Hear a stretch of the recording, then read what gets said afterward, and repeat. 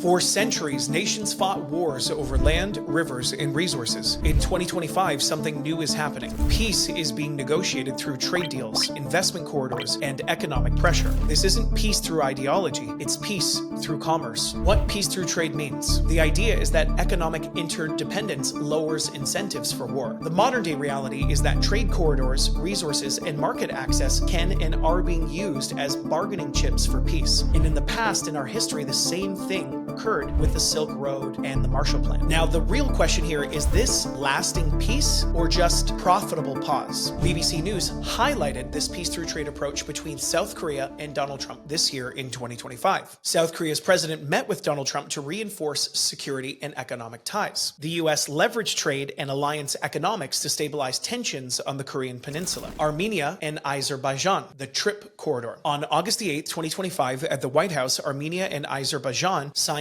a historic peace deal. The centerpiece was the Trump Route for International Peace and Prosperity, otherwise known as TRIP, a U.S.-controlled transit corridor with exclusive rights over rail, energy, and data routes for 99 years. Trade literally became the bridge for peace. That was originally sourced on the BBC News article. Thailand and Cambodia ceasefire talks. Once again, in July of this year, 2025, President Donald Trump hosted ceasefire talks between Thailand and Cambodia after escalating border clashes. The promise of future cross-border trade and tourism gave both sides incentives to step back. That we are sourcing from an article published on CNBC.com. Israel and Iran, the 12-day war. In June 2025, a sudden flare-up ended after 12 days of fighting through a mix of force and diplomacy. Oil markets and the Strait of Hormuz faced existential risk. Economic survival forced both nations to stop. That we have sourced from ACLED. Rwanda and the Democratic Republic of Congo. Mineral rights. Trump helped broker peace between Rwanda and the DRC. The U.S. gained access to Congo's mineral rights as the price for its involvement. Trade in minerals created the framework to keep negotiations alive and violence contained. This was sourced from bbcnews.com. Egypt and Ethiopia, the Nile Dam dispute. Long-standing tensions over the Grand Renaissance Dam eased in July this year of 2025. Trump's mediation helped preserve agricultural and trade stability along the Nile. We sourced this from the Middle East Monitor. Serbia and Kosovo, trade threats prevented war. Serbia was reportedly preparing military action. Trump warned of a trade war if they advanced. Economic pressure replaced armed conflict. And that source was referenced from neweasterneurope.eu. The Abraham Accords expansion. Trump pushed for more Middle Eastern countries to join the Accords, framing them as an engine of peace and a gateway to billions in cross-border trade. Commerce became the glue holding fragile relations together. This was sourced from Reuters.com. The patterns. Peace deals linked to trade corridors, resource rights, and tourism flows. The U.S. acting as a broker and extracting economic concessions. The paradox here is that peace is durable because it's profitable, not necessarily because it is just or the right thing to do. Citizens benefit by peace and stability, and the economic institutions benefit even more so than through conflict. And here are some big questions for us to think about, and feel free to leave your thoughts in the comments below. Can peace built on trade survive without profits? Do such deals empower nations or make them dependent upon external powers? Is peace through trade a genuine resolution or a truce for markets? Here at Peace Through Trade, we recognize the opportunity that peace can truly bring for the future of humanity.